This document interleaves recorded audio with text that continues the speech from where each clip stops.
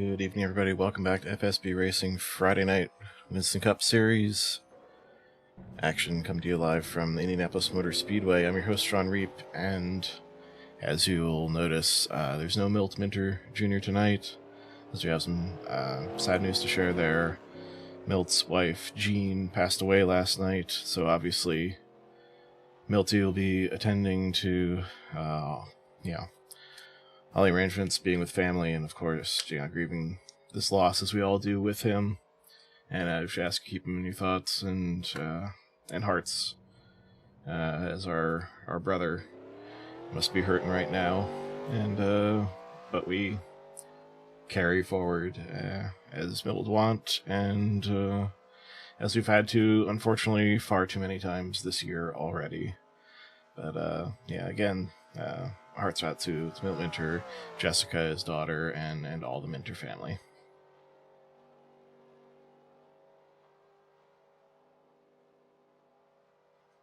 And meanwhile, with Milt out tonight, we've had Chris Beckman and Sam Young step up to join me in the booth tonight, both driving and broadcasting. And thank you guys for pinch hitting tonight. Thank you so much, Sean. Yeah, normally it's a pleasure to be with you, Sean, but tonight it's got a little bit of a bummer feel about it. Like you said, all of our thoughts and prayers are with Milt and his family, and just thinking about him tonight. Absolutely. And if any of you guys would like to send any thoughts, if you're not in our FSB forums, please post in the forums. If you are, there's a thread with Milty in there, and we'll get to look at your responses eventually. He's overwhelmed, of course, getting a lot of people that are messaging him and texting him and calling him. He's very busy, and he may not get to us for a while. It's a very popular dude, and there's a lot of love going there, and I'm so grateful for that for him. And his FSB family is here with him and love him, and just feel that our hearts are with Jessica, him, and the rest of the Minter family and friends who will mourn Jean passing. She's been suffering for a while, and Milt has been doing an unbelievable job taking care of this woman, and he's got a heart that's so big. And I don't think he could fit the universe in it. It's just unbelievable. And otherwise, let's try to change the mood in a bit. If Chris has got something to say, I'm sure, and about Jean and passing. But good luck, guys. And Thank you, Sammy.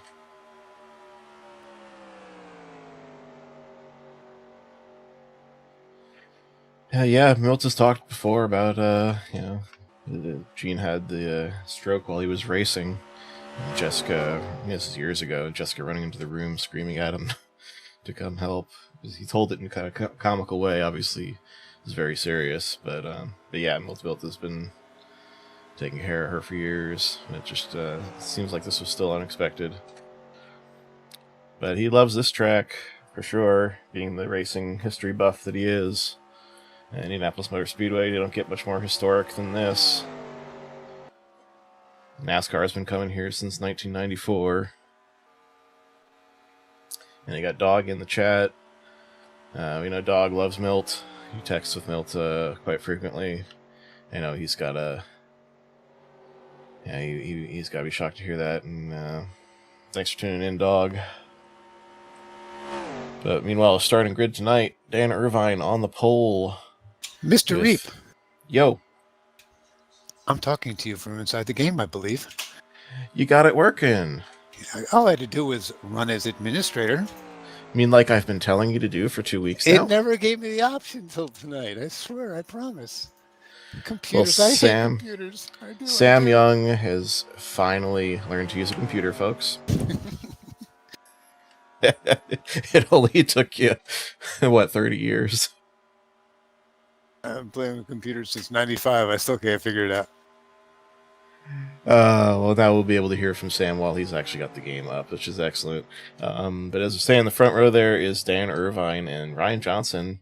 Not only your series admin, but would have to be considered, along with Pops Margison, your hometown drivers here. A couple of Indiana boys. And Ryan's our current point leader. Ryan's our point leader. He runs well here. He's been running up front every week this season, so I'd look for him to be right up there at the front again tonight.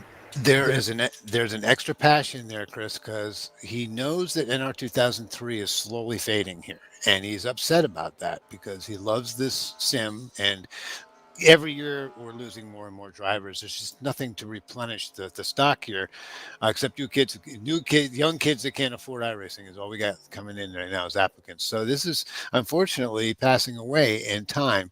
This game and this mod, we're going to try to keep it alive forever, sometime. But Ryan wants to win a championship in this series so bad before we close it down. Yeah, I promise you, he's got a passion. He's got a passion. This is a Crown Jewel series, and my favorite two trophies up there are probably the Winston Cups. I was lucky enough to snag back-to-back before I switched to broadcasting. And I know Ryan wants them too. And what a sacrifice. The guy's got plenty of talent. I mean, we see him run well, race in, race out. I mean, I would not be surprised at all to see him pull that points title in this season. Oh, yeah, one of the smartest, most methodical guys on the track. And, we got to get to putting some jinxes on some folks here tonight. Pick me. Yeah, oh, Sam, you're there and starting shotgun on the field. I see. Both of our broadcasters, actually, our in-race reporters there, starting in the back.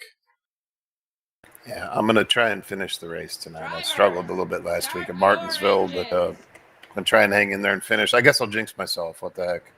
All right, there you go. Nobody can blame you. If I can ever finish a race, I'm doing really good. That's a win for me, finishing.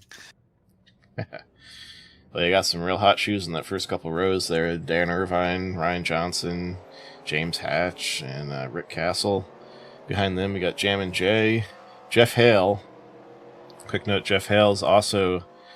Yeah, more sad news. I saw he shared, or maybe his sister was posting on Facebook to his line there, and how we all got the news that his mother has entered hospice care. So obviously, our hearts got to the Hale family there too. Yeah, it's been a tough season. Like you said earlier, Sean, we lost Bubba, we lost CCR Pops, we lost Gene. Jeff's mom's in hospice. It's not been easy on our racing community this season. And the Mets are terrible. So yeah, it's one of those years. Sorry, I had to crack a joke. Couple of track notes before we get going. Sean, that was perfect. We got 64 laps. So if you break it down, you're trying to do a minimum of 16. You can get about 17, 18 laps on fuel if you're trying. So it does break down nice for a 3-stop race. That's kind of, if we go green, we'll have to see what happens. 10-4. Meanwhile, to get to our jinxes here, I'm gonna put it on the pole setter because why not? Dan Irvine, 27, gonna be living the high life in the Miller machine.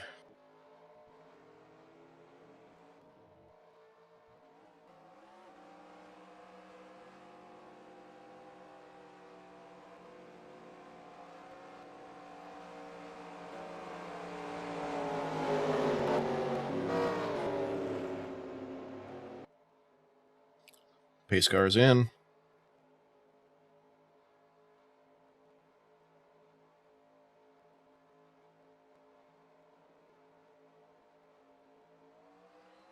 And green flag flies over the yard of bricks at Indianapolis Motor Speedway. Get these classic cars rolling on this classic track.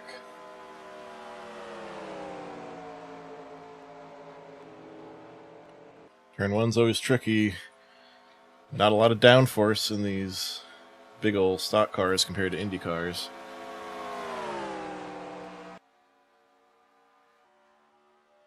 Everybody negotiates 1 and 2 cleanly, and that's the toughest part of the night right there.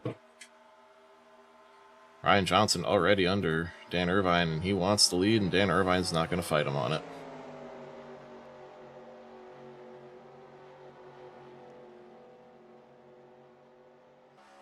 For the record, Dog already called his pick for the number 59. So if anything goes wrong, Ryan, you blame Dog, not me.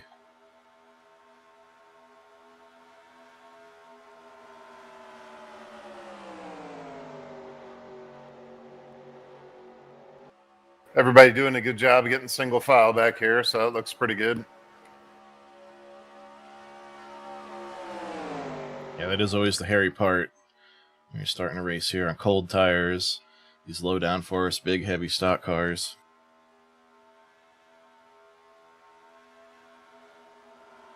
Doesn't take long to get those tires hot. In fact, you'll find sometimes with some setups, the left rear gets hotter first here. Because of how much they're pulling down the straightaway.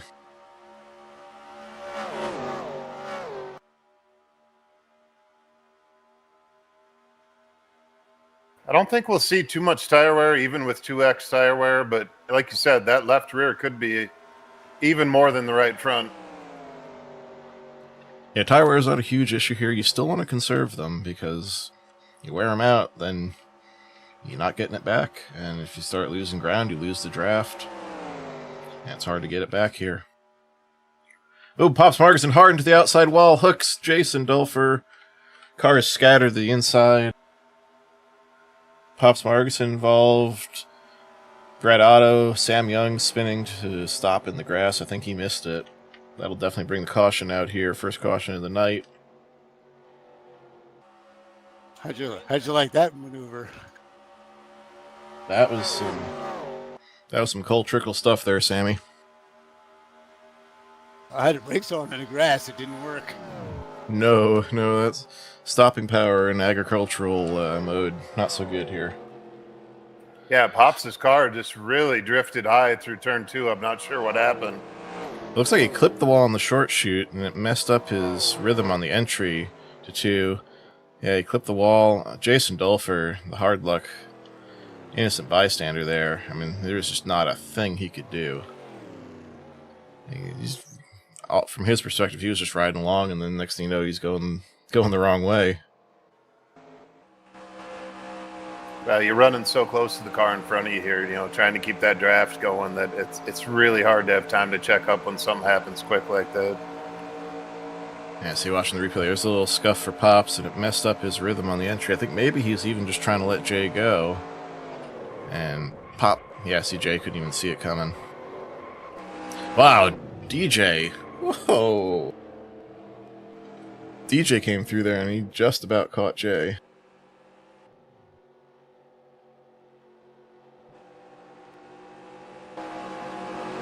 Right on board, DJ Sorrentino, the number 86 Sunoco Ford Thunderbird.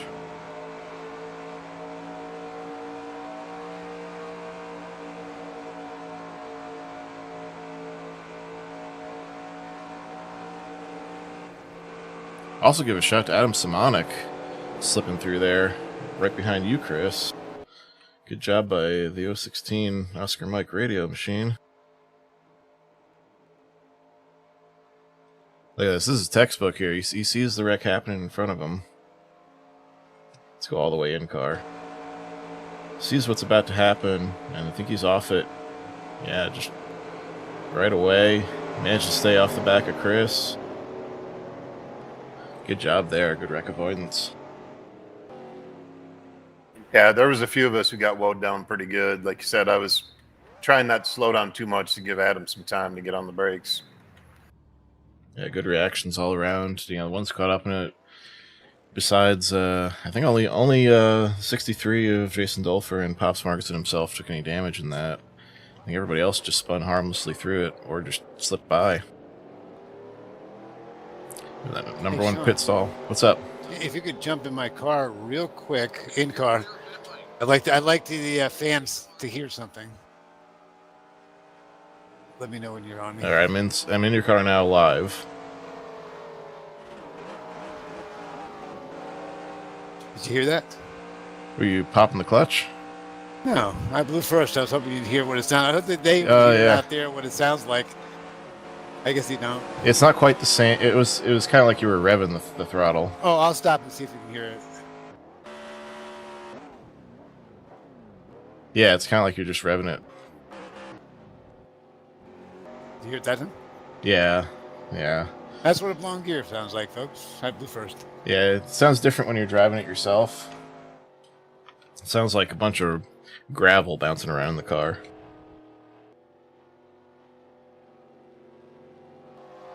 That's one of my least favorite sounds in the game. Good news is, Sammy, it's just first gear. There's worse gears to lose here.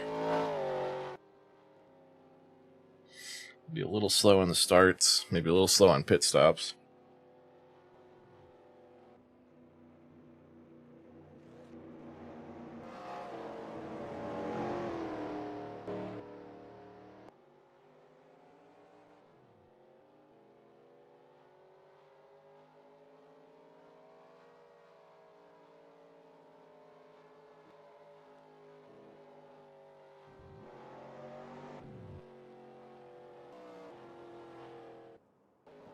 Looks like the two cars that stayed out the first time around are coming in to get their service done. Yep, the two teammates there. 016 Adam Simonik and 31 of Brad Otto. Oh, Wolfpack Racing. Might be a strategy. I mean, it can't hurt. No, they get a half a lap more fuel that they could save. Just a half a lap. Well, and if it goes one more caution after this one, I would not be surprised to see him come down and take a little splash of fuel again. What a great idea. I'm unchecking my tires. Yeah, lights are still on the FSB pace car.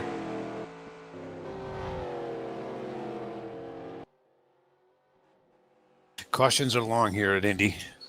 Indy and Pocono, they're absolute torture.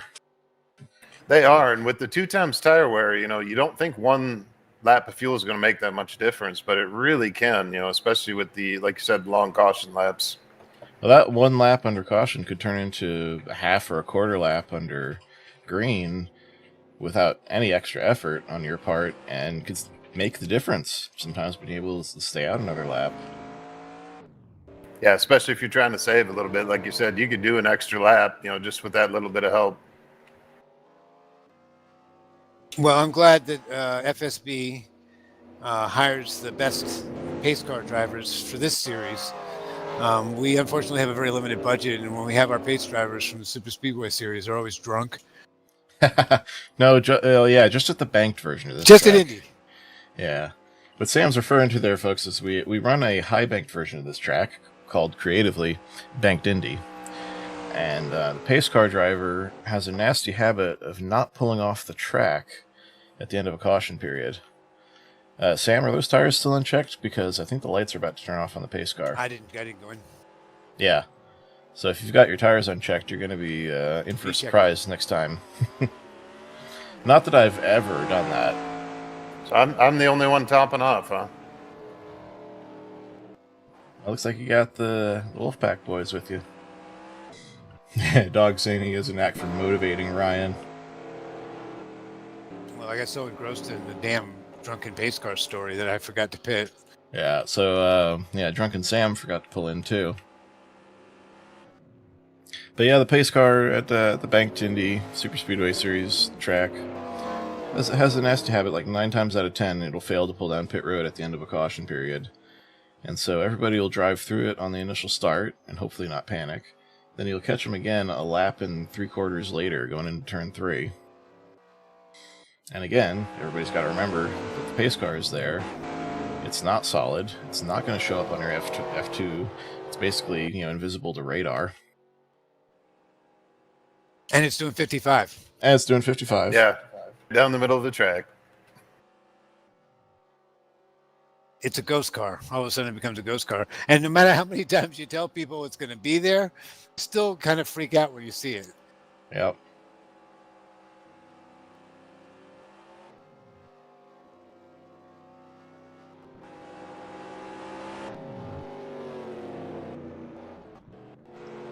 See, Dan Irvine's putting his car partially in the pace car right now, demonstrating that non-solid, non-corporeal being of the pace car. 99 to Pops Marguson has a little bit of rear end damage, but if he can stay in the draft, I think he'll be okay. Yeah, he might be okay in a pocket. Jason Dolfer, though, is taking some severe damage. We'll see how that car handles. He hit on the front end. Pace car is off. Yeah, I got the opportunity to get around him on the outside here quickly. See if he'll give it to me. Jay's smart. He's going to feel out that car, see what it can do. Green, green, green.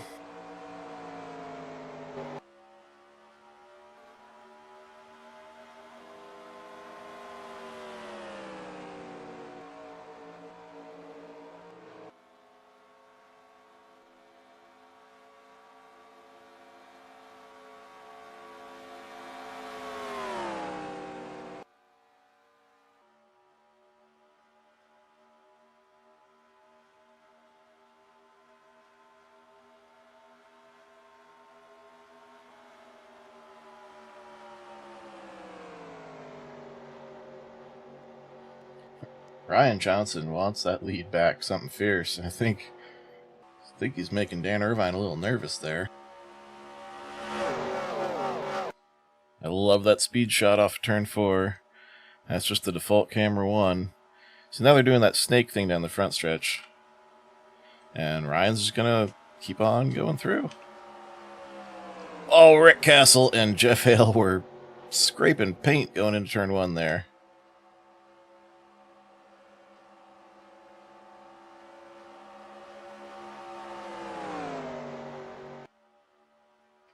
DJ Sorrentino gets a little high, scrapes the wall.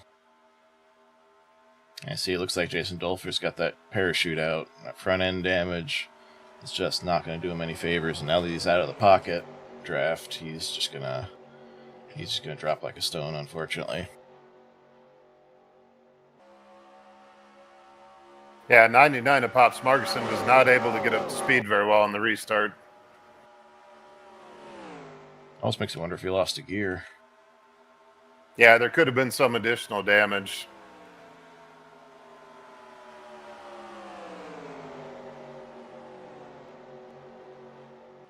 Ryan Johnson swings wide, opening the door for Dan Irvine. Rick Castle looking to follow through.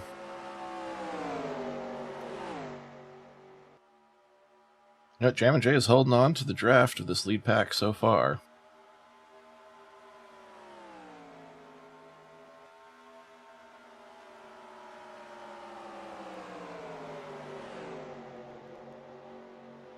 Ooh, Sammy gets loose and hangs on to it.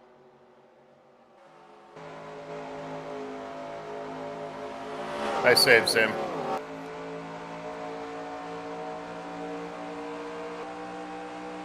Yeah, it looked like the 19 of James Hatch got a little loose, and Sam checked up to miss him.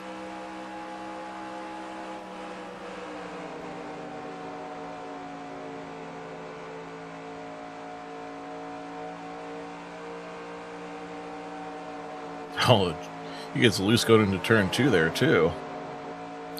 We were looking at the door number from onboard Chris Beckman's car here.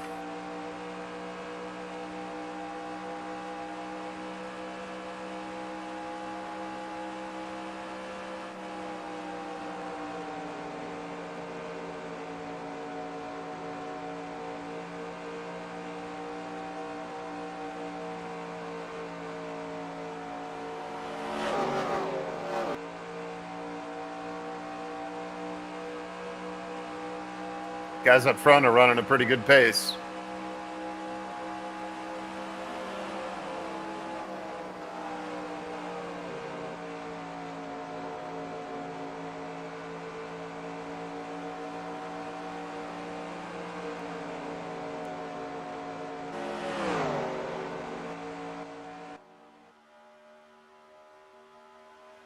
You see now, the 63 car just cannot hang on to the draft. His motor may be okay, but that front end damage, it's just like a parachute or a snowplow. And that's going to make the car tighter as well, which is going to make the tires wear faster. It's just going to compound through the night. Tough break for Jay. I haven't seen him for a couple weeks here in some of the series. Oh, he's loose off of turn 4. 63 car around on the front stretch. Looks like caution is out. Like you said, no fault of his own. He just got that damage. It's so hard to drive with that front end damage here. That really is. And you start trying to make the car work harder and you upset the balance.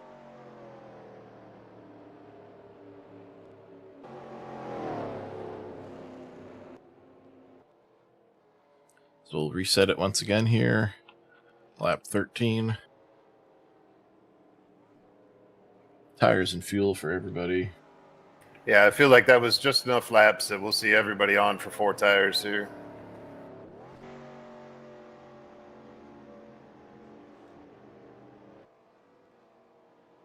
I think I got a little loose at one point there. Oh, just a wee bit. Little bit. I could read your door number pretty good there, Sam. There's a little bit of what we call slideways. I am a brake stomp expert. Unfortunately, it does not win races. No. It's not good for the tires. But it's great for showmanship and what do you call that? Stunt driving. I call it stunt driving. I'm pretty good. I'm a pretty good stunt. I can do pretty good Joey Chitwood stunts with these things. You did a good job checking up for the 19 when he got loose. It was a nice job. Yeah, I was on the outside too. To the surprise of absolutely nobody, everybody heads down pit road.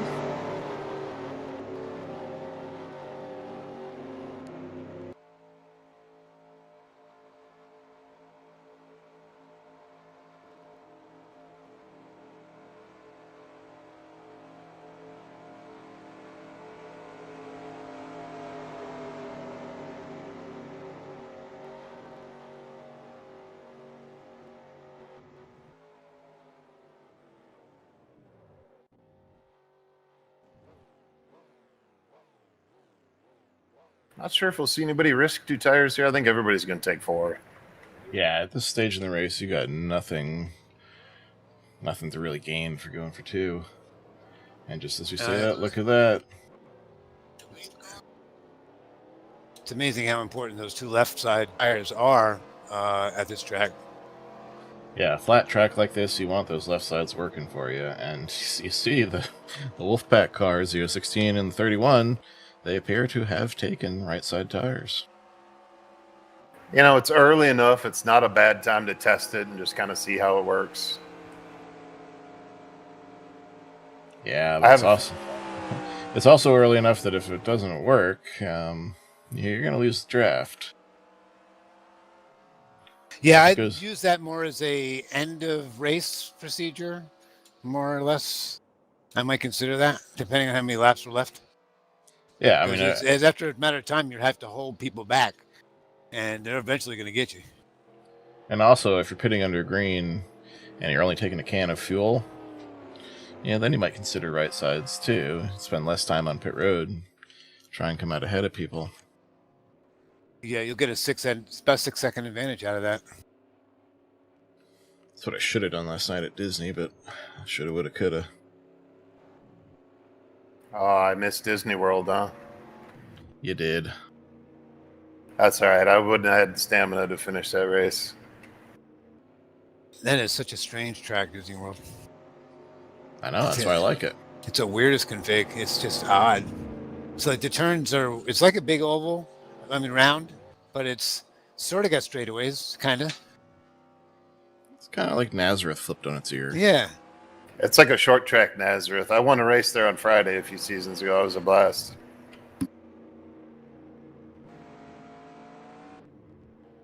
Tore that speedway down, I think, after somebody got killed, right? No, it was just that they, wasn't getting enough revenue. Wasn't getting enough. Yeah, it wasn't making enough, and Disney wanted to expand parking for Animal Kingdom.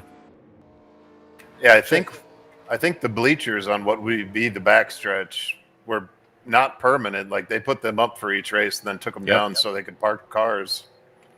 Yeah, it was only a semi-permanent track. At least the facilities of it were. They had the Petty driving school there for a while. Yeah, they had a driving experience. But yeah, Paul Dana, I think, was the IndyCar driver killed there in a practice crash. Oh, did they run that backwards for Indy, or am I misremembering? No, they ran the oval at Indy. There was a road course that went it went backwards. It ran counterclockwise. It ran clockwise rather. And because of that, some of the walls that were designed to be safe for the oval were not safe for the road configuration. And someone in one of those, like a Porsche or Ferrari driving experience, the instructor was killed when a student spun and speared that wall. It went into the right door. And that was a big old lawsuit. I can imagine. Yes, shout out to my buddy Brian Zinter. His father Doc did the NASCAR driving experience at Walt Disney before they shut it down. Nice. But yeah, supposedly the instructor's last words on the recording there were, "I told him this is going to happen." So, ouch. Indy's, of course, been had it's more than its fair share of those stories, though. They were racing here when cars were, first of all, they call it the Brickyard because it was paved in bricks, so long ago. We've been racing the 500-mile races here since 1911. So you can imagine the safety was absolutely non-existent back then. And now everybody behind me goes in and I stay out.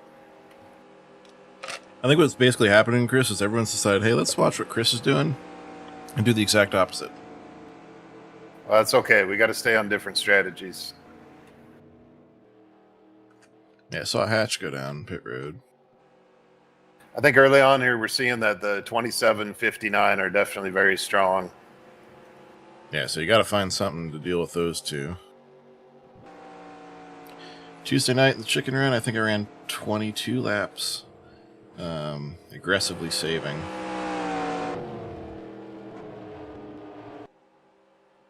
Yeah, and with 49 to go here, 48 at the restart, I don't see any advantage to taking extra fuel. I'm not sure that's going to help too much. In fact, you probably just want to run 18-18 and then right side in the can top off. Yeah, assuming green from this point forward. Yeah, 10-4.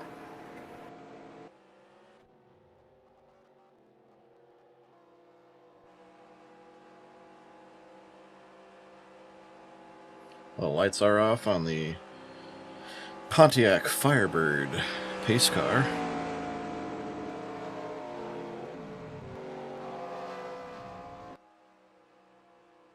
Pontiac, we built excitement, but not anymore.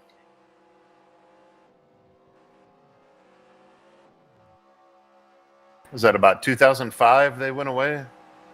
They were nixed in the bailout era. Okay, so about 2008 then. Yeah, or maybe right before.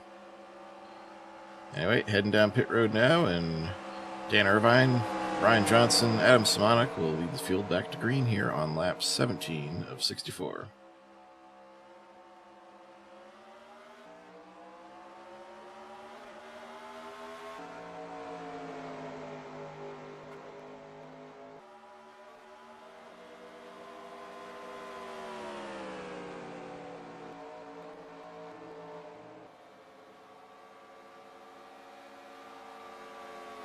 Yeah, Pop's slow on the start again, so something is not well with that car.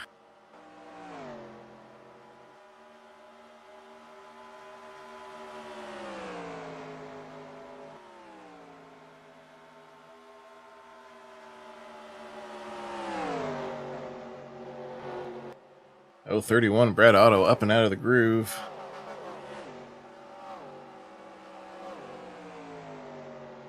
Ryan Johnson reassumes the lead.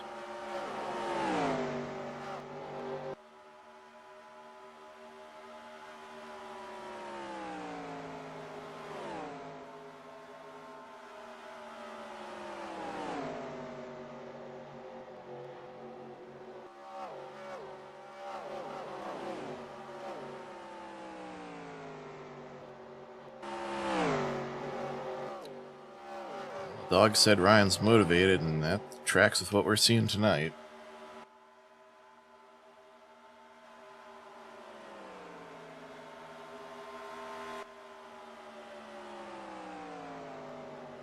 And just like you predicted, Sean, those Wolfpack cars without left sides, they faded pretty quick there on the restart. That was just too many laps on those tires.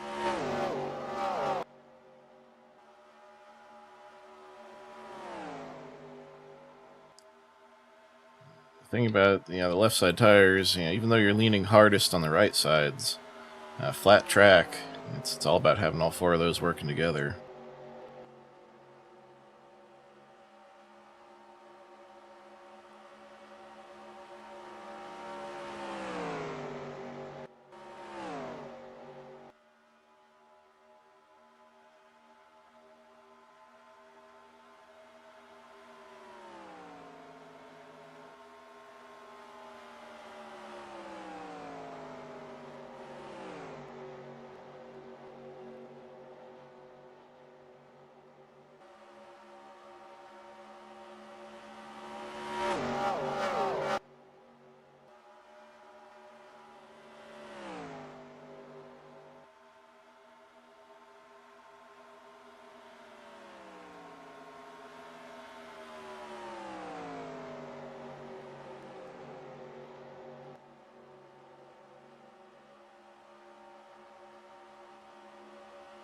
'59 and 27, just about checked out here. I mean, can't completely run away with this many cars drafting behind you, but they've got a good gap back to third place. Jeff Hale, who just can't seem to get his nose up in there. I think James Jeff's Hatch, just being a little careful. Yeah, he knows there's a long way to go. I think he knows those two are class of the field right now. Maybe save a little something. Deal with them as tires wear. James Hatch, meanwhile, is on the move. He restarted this one in back, having topped off, and has moved up to 7th. Sam, you let me know if you'd like to go by, sir.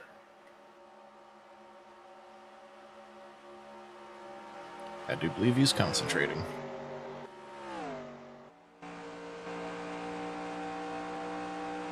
He'll go on board James Hatch from the right side there. You see he's trying to catch the draft of Sam. He's about a second behind, which is enough to get a tow.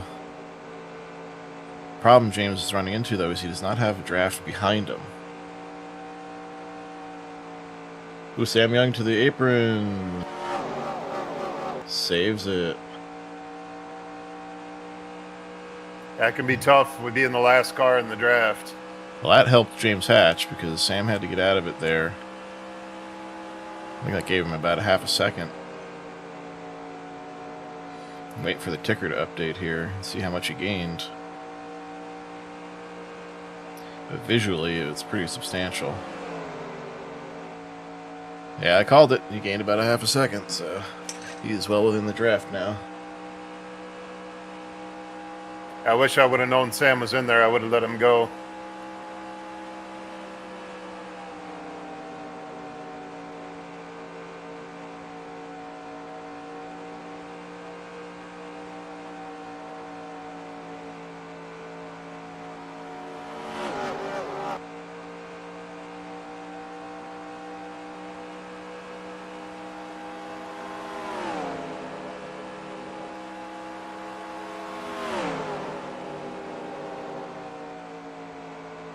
Thank you.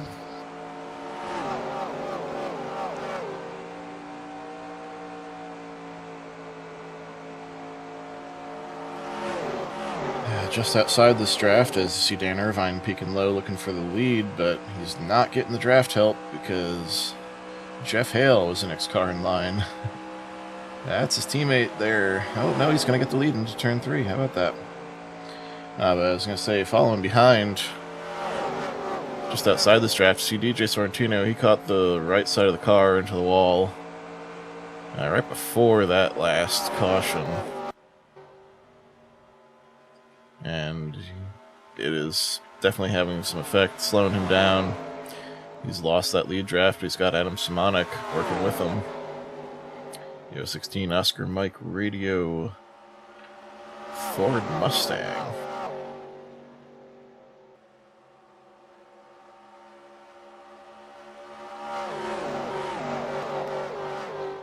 Feels like we might settle into a green flag run here. We'll see. It's always the hope here at Indy. Get those green flag stops to gain or lose some ground there.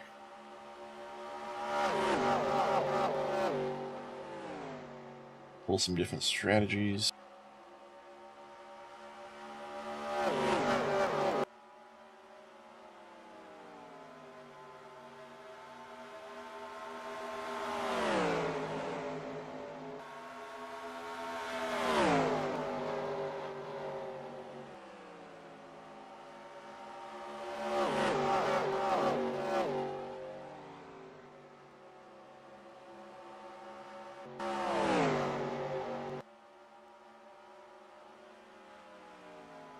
My right front's really bad. You might be getting around me again there, Chris. Head forward. Just let me know.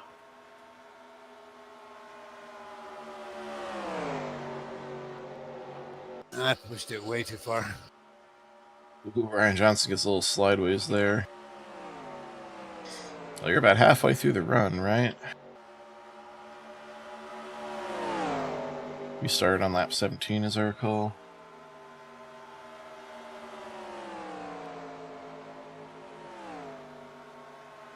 So you're about 8 or 9 laps in.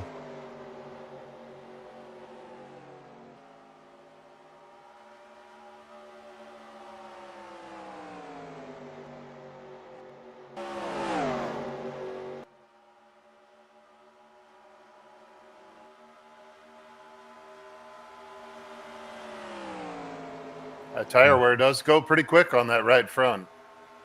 If you lean on it too hard, it goes away quick, and then you start slipping out of the draft. James Hatch, meanwhile, he's just seems to be content where he is. Not looking to push anything.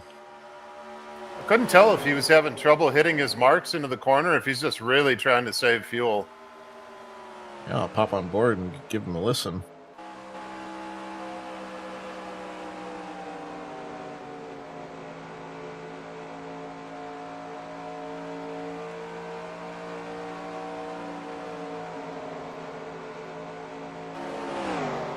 I'm not hearing clutching, but he's definitely spending a little more time off throttle, going into 1 and 3 than the rest of the field. So I think he's probably got a strategy in mind. I think at this point you're going to see everybody hit pit road with about 29 to 30 laps to go.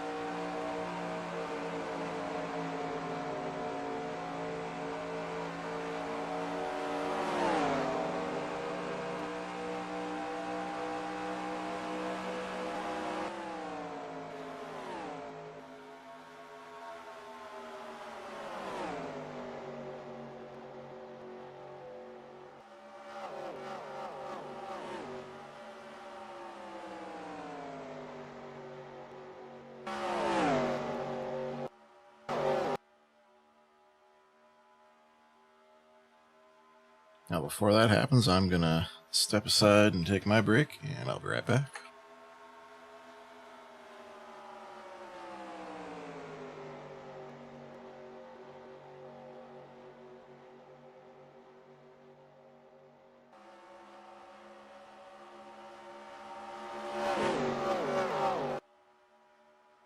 Those front two cars are just looking so strong, the 27 and the 59. See if we can hang with them here.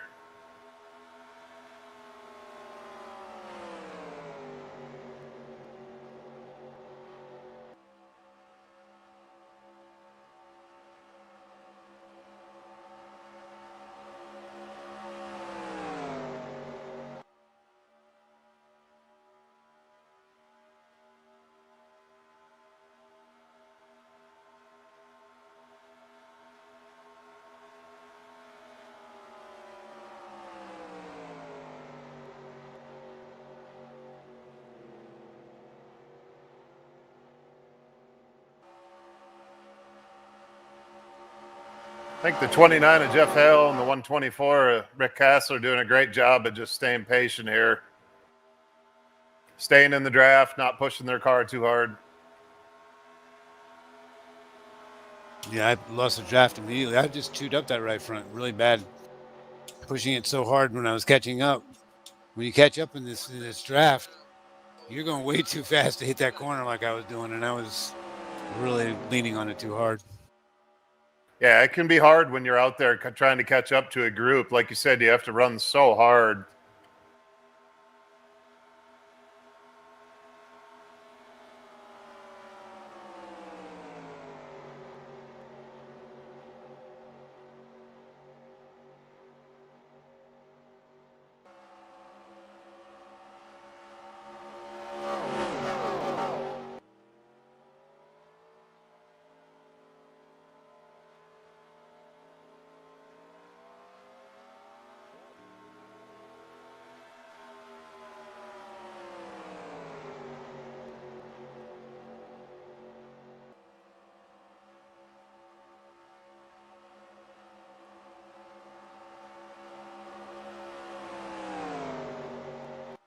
I feel like I've been taking it pretty easy, and my right front is yellow already. I still got about 4 laps of gas left. And forward to that, yeah. I see Sam Young making an unscheduled stop there. Just I was coming back. Oh, crap. Blue fourth. Oh, no. That's it. Your transmission is And a toast. black flag. And a black flag. And here comes a checkered flag, guys. Ryan Johnson, Jeff Hale down pit road.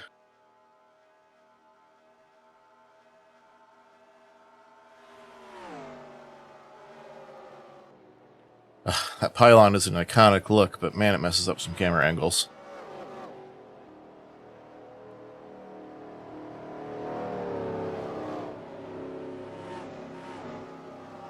I think they're trying to maximize the fuel mileage there, just splitting it the rest of the way. Yeah, that makes sense. I mean, with 32 to go, yeah, just do your 16 and 16.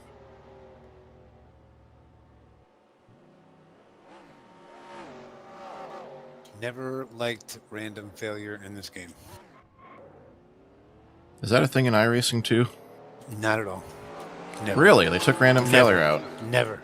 You can blow a motor, and you can control that by not Over revving it? over revving and heating it up. Gotta keep an eye on temperature, you'll be fine.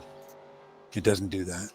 Yeah, that's not random. If you overheat it or over rev it, I don't consider that random. No, that's actually not random. No. Decided to come in with the 27 here. That was a smart move because it pulled you right up to him. He has been, of course, one of the fastest cars all night. If you can get a good pit stop, and it looks like you got a good entry there, with all that ground you gained on him. That could be a pretty savvy move there, Mr. Beckman.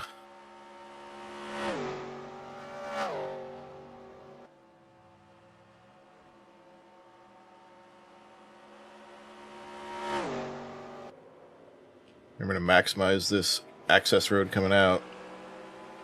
You can swing up to just below the apron. Arc it into 2.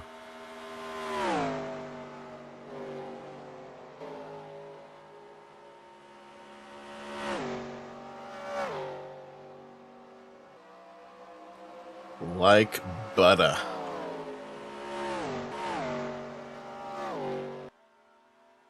Yeah, I'm not sure if 59 is going to pass us or not. We'll see.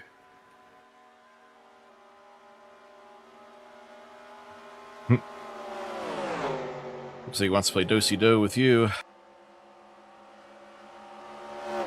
Yeah, and that's fine.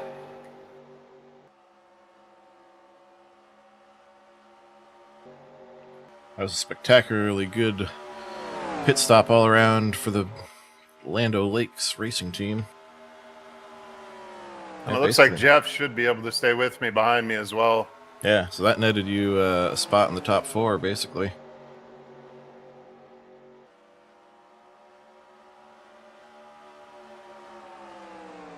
I think Rick Castle coming out by himself is going to be hurt by that. Yeah, and I didn't want to get stuck being by myself. That's why I decided last minute to go with the 27.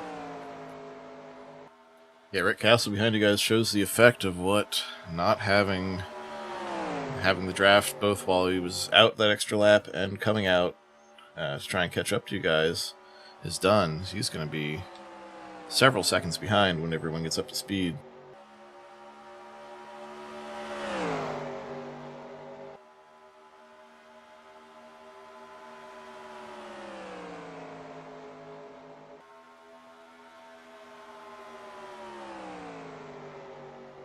James Hatch has also lost this lead draft.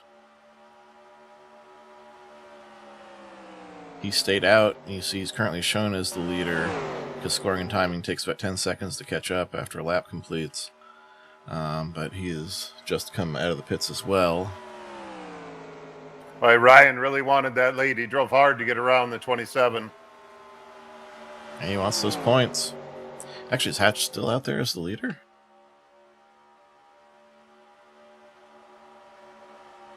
Did I misread the scenario? I did misread it. James Hatch is on the track still. Now you see him in the inset now. And he is hitting pit road now as we speak. The 19 coming in here on lap 36 of 64 from 46 seconds ahead of the would-be leader Ryan Johnson. We'll see how this plays out. I don't think it will. I mean, he still hasn't rolled into his pit stall, and here comes that pack coming around turn 3 and 4 right now.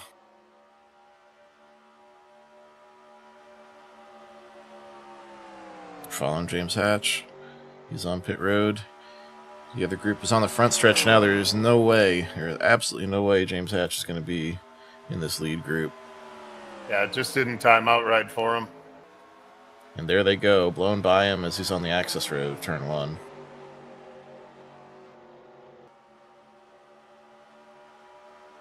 And even if he's playing for a 1-can, 2-tire final stop, without draft help, it's going to keep him moving at the same speed as these guys on this set of tires. That's going to be all for naught. I think Rick Castle just became his best friend.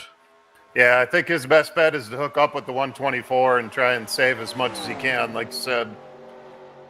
Yeah, he's pretty much married to try and make something happen with that 1-can strategy now.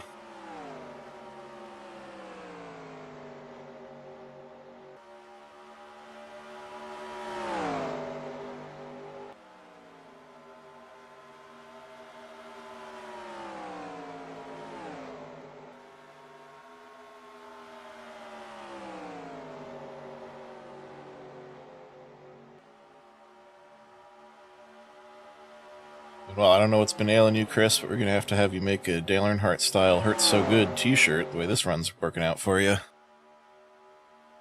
Well, we'll see. I'm doing all I can to stay with these guys.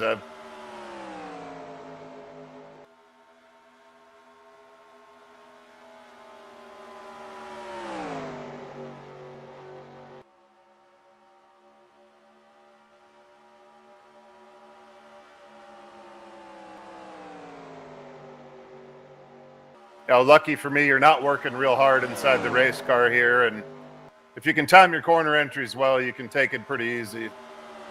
Yeah, if you've got your mind set to just cruise behind the guys in front of you, it's a real easy run around this place. Oh, looked like the 27 got just an itsy bitsy sideways there. On my end, it looked like it was a little over-rotated through one. Yeah, 59's on rails right now.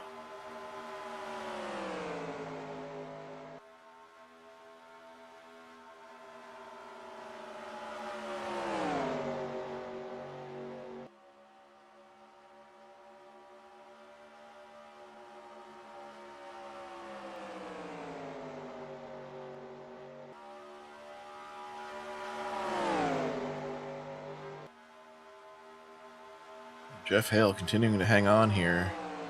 Just 6/10 off of Chris's bumper. Not sure if he's saving a little or if he just can't quite close that gap.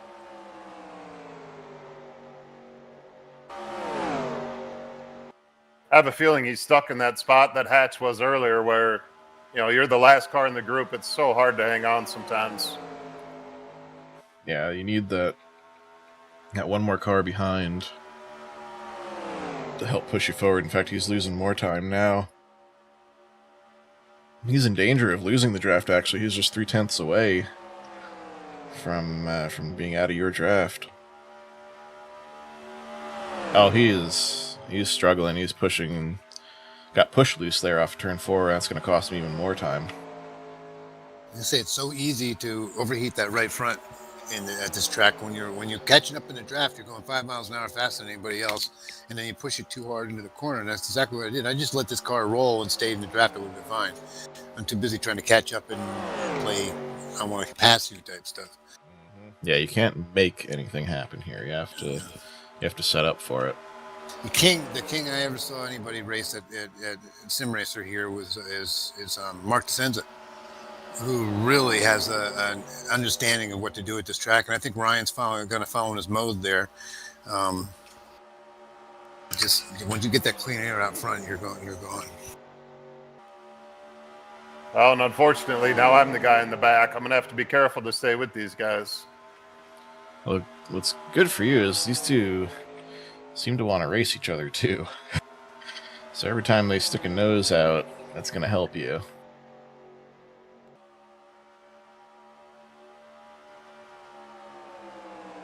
Guys, I'm going to watch the broadcast, but I'm going to be stepping away. I'm going to go to work. All right. Got to make money. Happy dashing. Sir.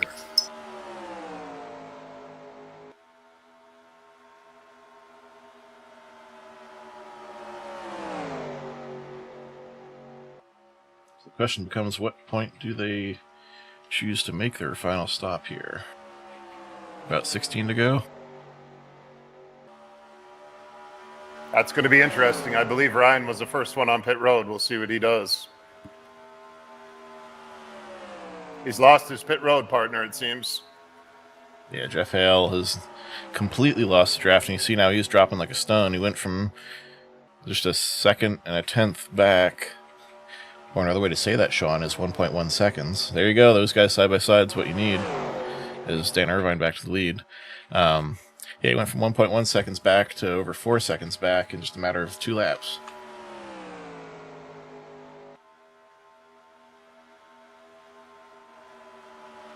Yeah, we don't know how hard Ryan's been working to keep that car in the lead.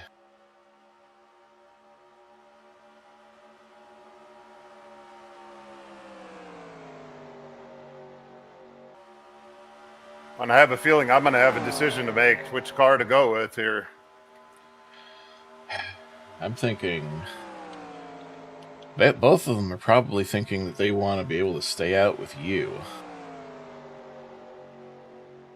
I think if you stay out, one of them will stay out with you.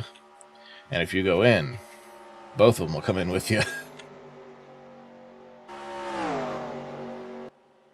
Yeah, I would not be surprised to see all 3 of us on pit road at the same time. Yep.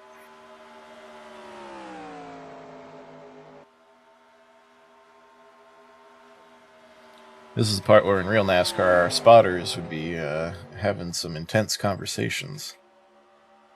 Negotiating.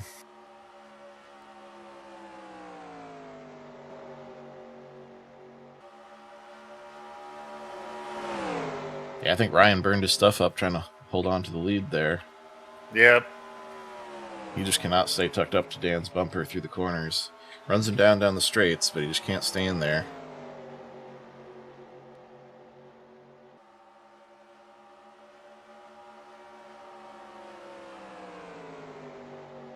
We're now inside 20 laps to go. It becomes a game of chicken from this point.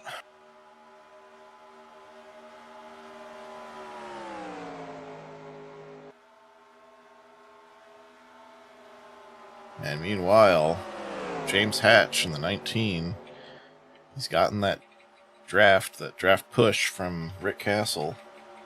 That's brought him up to the bumper of Jeff Hale.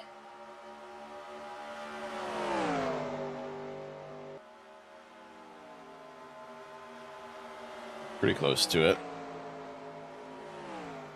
Those guys are still about 9 seconds back.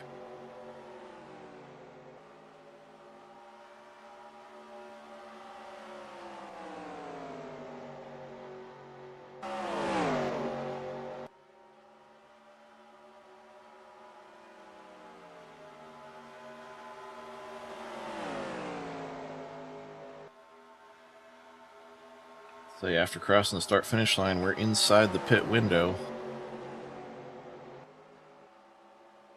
It comes down to who blinks first.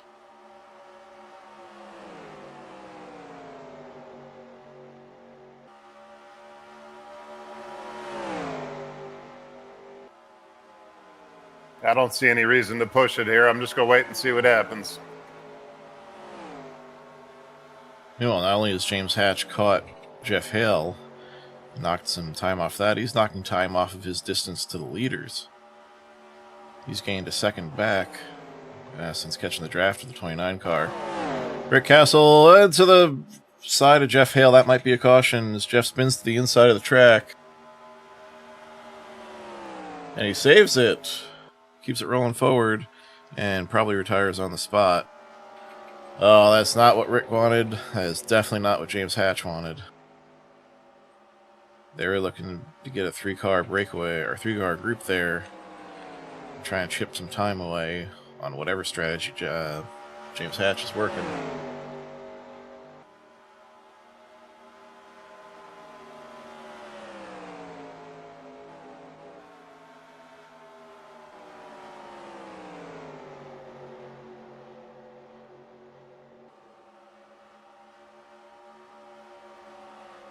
Obviously, Rick didn't want to do that. Yeah, Jeff's up there trying to let them by, and Rick just couldn't keep it low enough off 2. Or off 1, rather.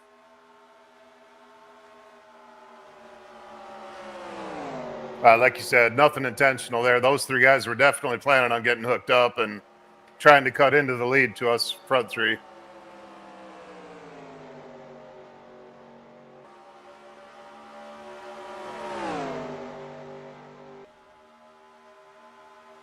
All right, we're getting down to it here.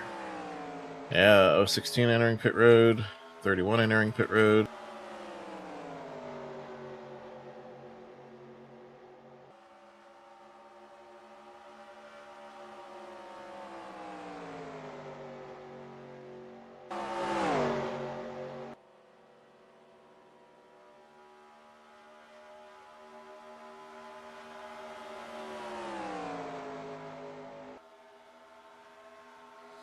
No matter what strategy anybody's on at this point, they can make it after pitting from this point.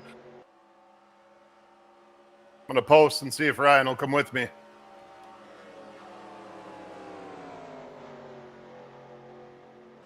Irvine will. Oh, you faked him. I couldn't do it. I'd already committed to keep going. Son of a gun.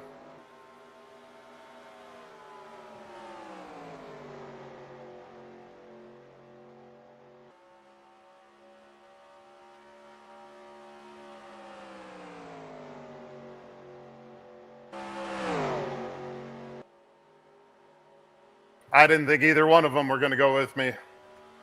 Yeah, it didn't look like it. Car language coming through the corner there didn't look like they were ready to pit. No, that's why I committed to keep going around.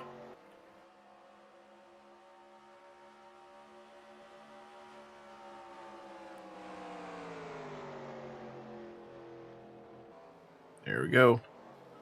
Well, it was only that one lap. So everything might be okay for Irvine, especially if he gets a really good exit here. And we're watching him on the inset. If he gets in and out good, I think he'll be okay to stay with us. Oh, he gets a little loose through turn 2 on the access road.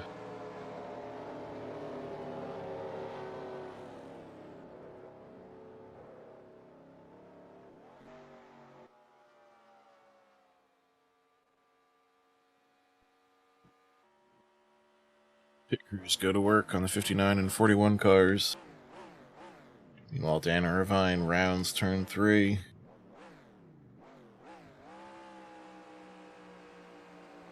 Shooting into turn 4.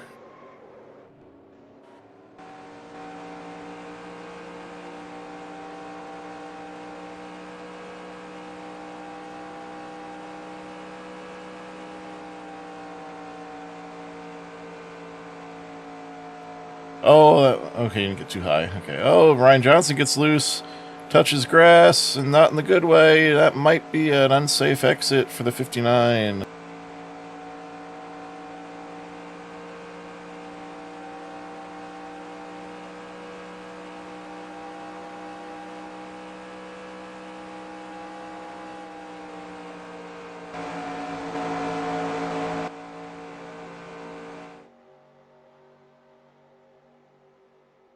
And this group is back together.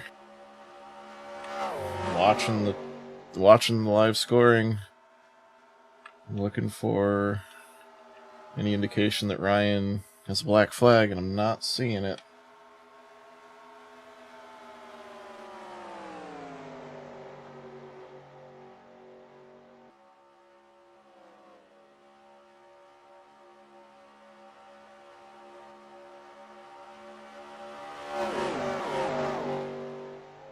Not really the place I want to be in front here.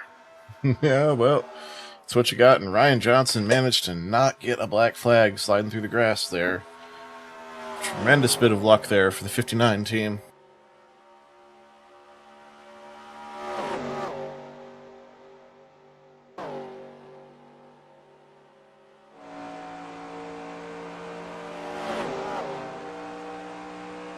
Meanwhile, James Hatch cycles back to the lead. Ryan Johnson looking low. Irvine staying in the draft with Chris Beckman.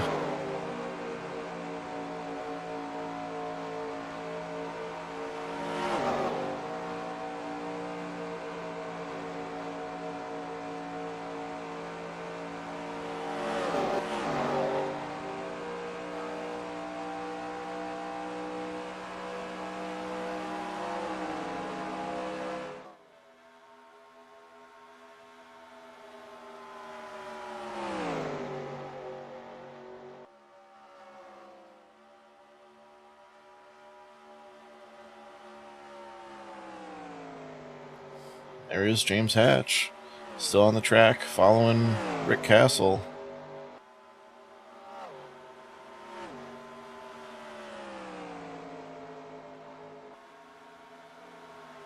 This has equated to even less of a lead than he had before when he stayed out.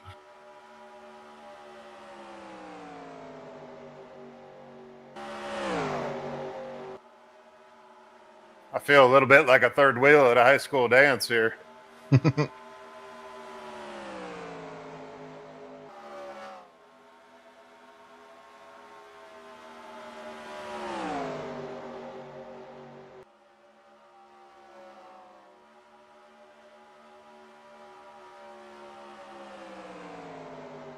I think both these guys are going to try and hand you some flowers before this is all done.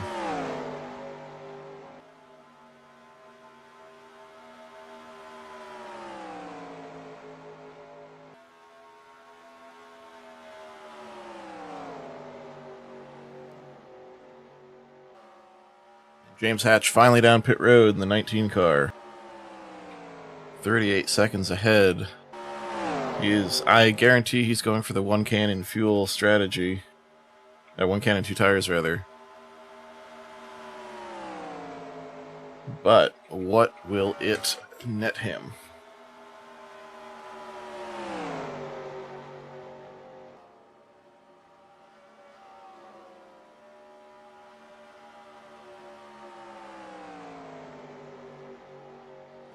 Right side up. And here comes the lead pack down the front stretch. Even with 2 tires, it's just not going to work out for Hatch. He will not be up to speed in time. What Hatch really needed was somebody else on that plan, and he did not have the help he needed.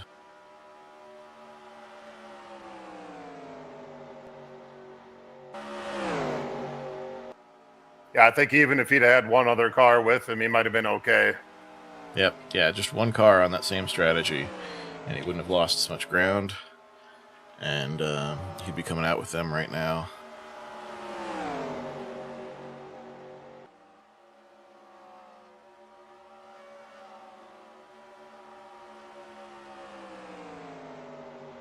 So Hatch is well and truly out of contention for the win here.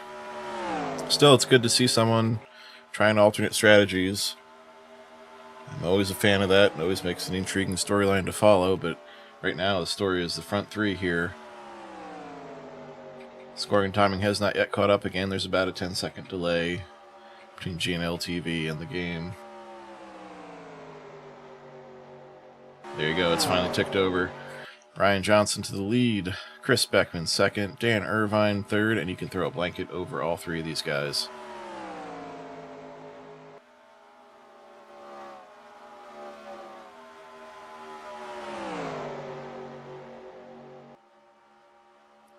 Lap traffic ahead could become a factor as Dan Irvine looks underneath 41. And completes the pass off turn 4. Ooh, Chris gets a little wiggly.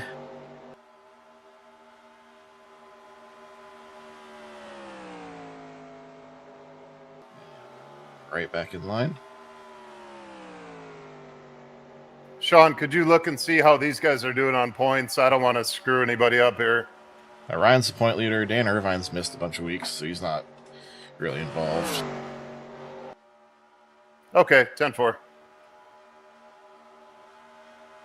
Yeah, Dan got under me there, but kind of missed his mark going into 4, but I gave him some extra room. Yeah, I saw you kind of slid up there. Let me check the exact points situation here.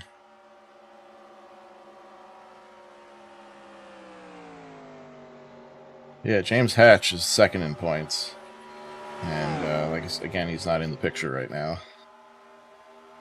I feel like 59 and the 27 have been the best cars all night. We'll see what happens here.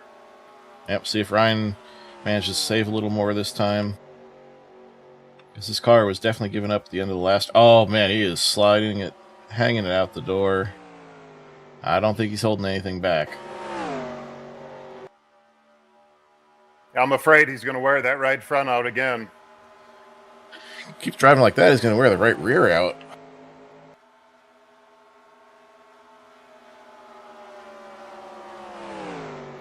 Man was dirt tracking at about 160 miles per hour.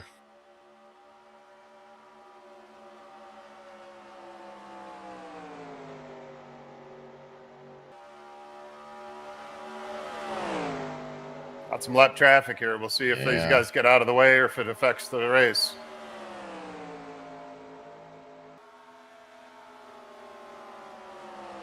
Adam slides high, but not really high enough to let Ryan in there. There you go. Through turn 2, he's going to give him the line. 27 got on the wall pretty hard there in the short chute. I saw it. That could be the decider right there. As Ryan picks his way underneath Adam Simonik.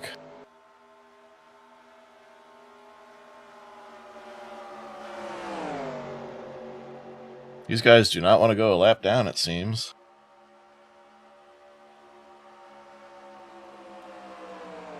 They are racing each other for position, and it's late in the race. And Brad Otto falls back.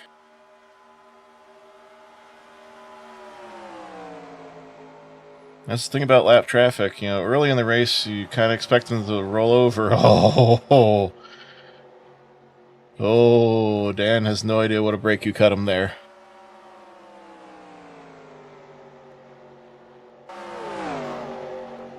Oh, hard in the wall for the 27 again. That has got to do some serious aerodynamic damage to the Miller High Life machine.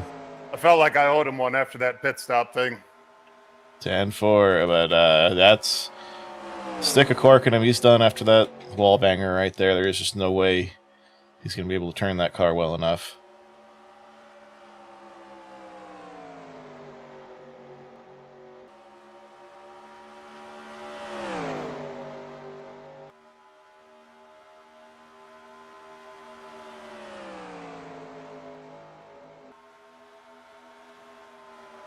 Now it's a matter of what you've got left and what Ryan Johnson has left in that 59 car. Dan Irvine already fading and makes contact a little bit. No. Oh, both cars keep going, but a little door slam there with 86 DJ Sorrentino. DJ's car has some right side damage as well from earlier on.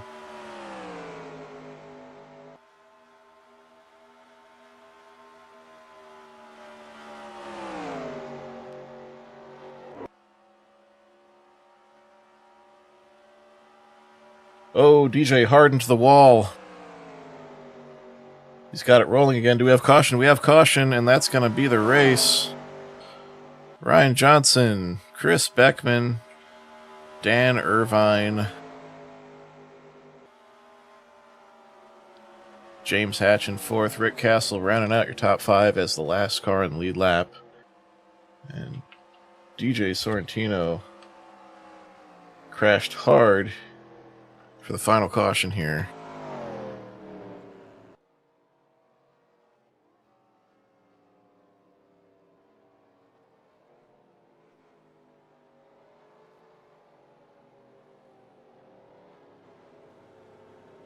Watch it, he goes in low into 1.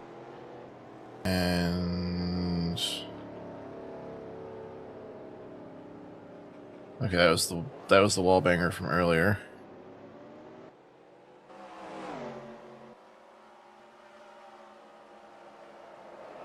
Oh, there's the actual spin and crash. A little contact racing for position there with Adam Simonik in the 016. They both kind of wanted the same piece of real estate there going into 3. Well, and you're getting down to the end of the race. You know, there's only a couple laps to go. You got to kind of get what you can get.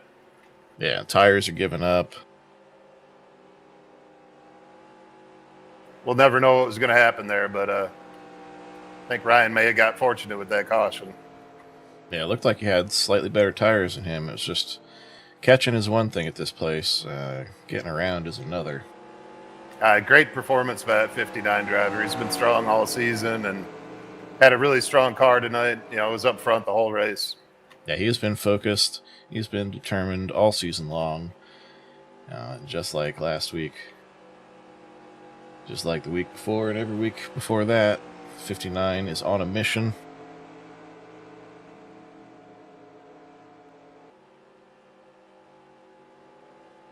This should be the white flag lap.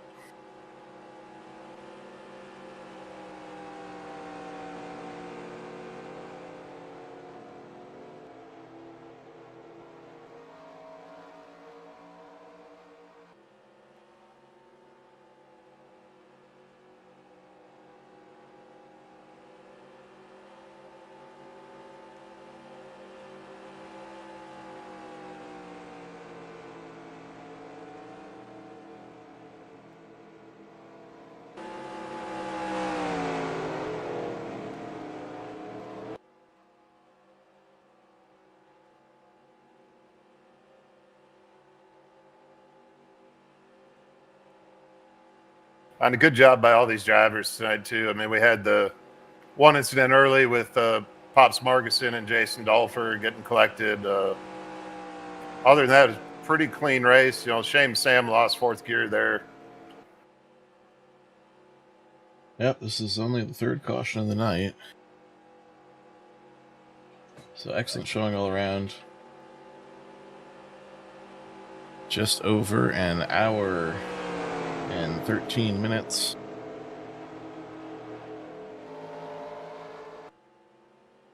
We did have the incident with Jeff Hale and the 124, but you know, that's just one of those racing deals. It definitely was not a thing where those guys were trying to get together. No, in fact, I think that worked against Rick Castle's plans for that run. So he really needed that 3-car draft.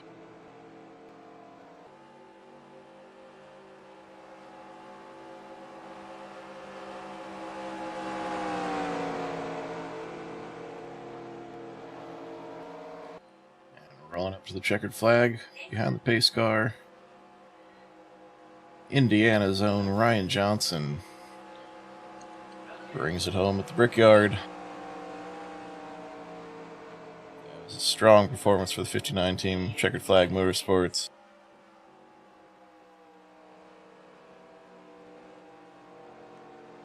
His teammate DJ Sorrentino was part of that caution. Gives him a bump. Dan Irvine. Adam Simonik. Gotta love that. Getting the congrats, the door bumps from from your fellow competitors after a win. Yeah, well deserved for Ryan Johnson there.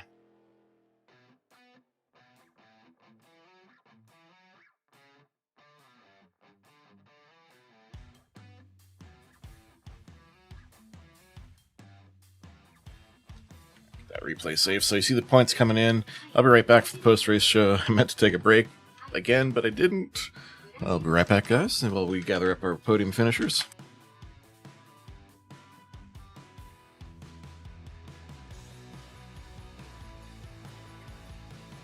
Yeah, no problem, Sean. Like I said, good job by everybody tonight. Great job by Ryan bringing home the victory with the checkered flag, number 59. Dan Irvine was really strong all night. I felt bad with the little mix-up there on pit road, not quite getting down pit road with him, and then he got in the wall trying to get back up to us there. But great showing by everybody, not too many incidents. Smaller field, but I feel like everybody did a good job tonight.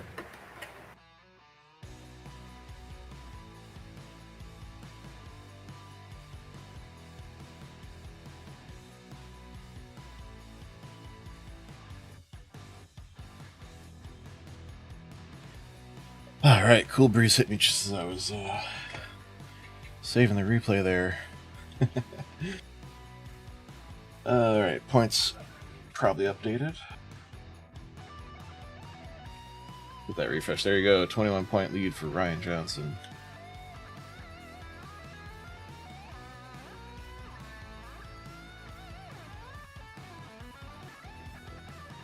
So almost here.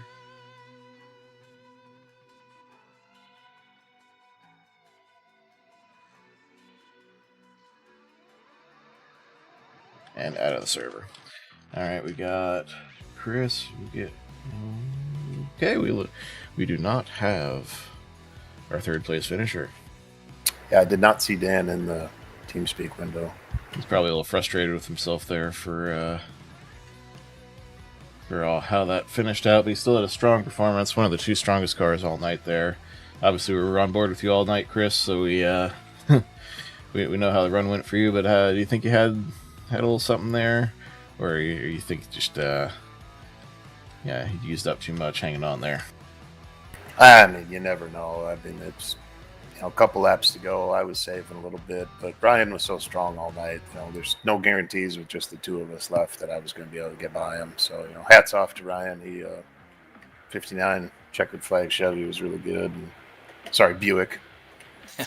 And, Right. there's no guarantees I could have got past him. It probably would have been a heck of a battle, but he definitely deserved to win tonight. It was a great job. Yeah, it's tough. It's tough without. Oh, have I frozen? My camera is frozen. It is tough without drafting help to pass at this place. So yeah, you're probably right there. Got great run, Ryan.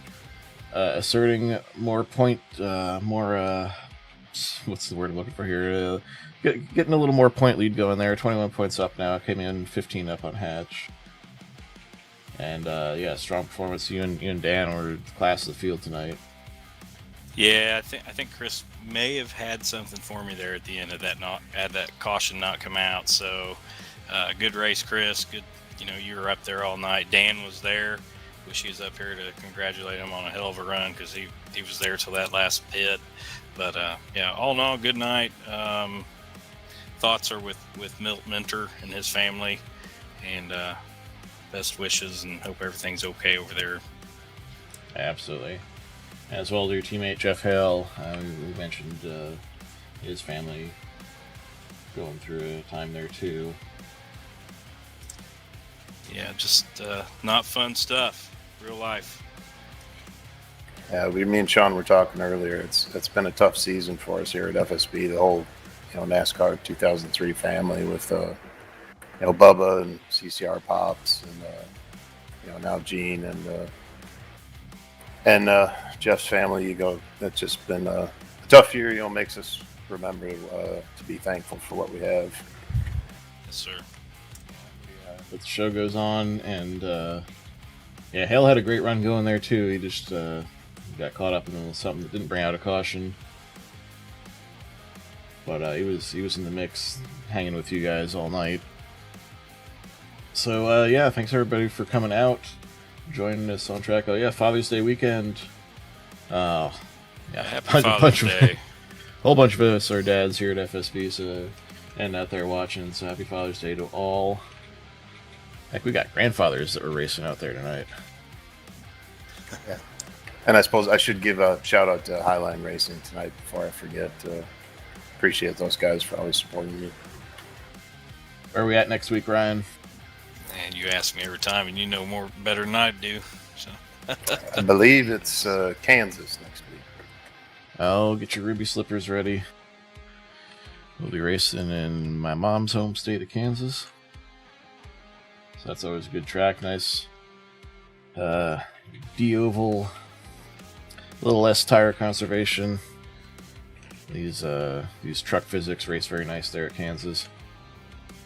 So we'll be there for that next week. Thanks again to our 2/3 of our podium finisher there, and your in-race reporter Chris Beckman, and your race winner Ryan Johnson, doing double duty there, adminning as well, getting those points updated nice and quick.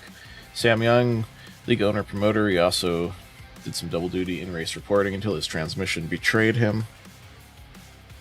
So I'll be thanking for that, and of course keeping this league going 20 years on. And of course everybody out there watching, liking, subscribing, commenting in the chat and the comments box. It's what YouTube calls engagement. Lets everybody know that we're out there keeping this sim alive. But that's it for this week. Again, much love to the Minter family. They're definitely, Milt's definitely at the front of our minds right now. And he'll be back when he's ready. But we love you, brother. And until next time, I've been your host, Sean Reap, saying good night, everybody. Love you, Milty.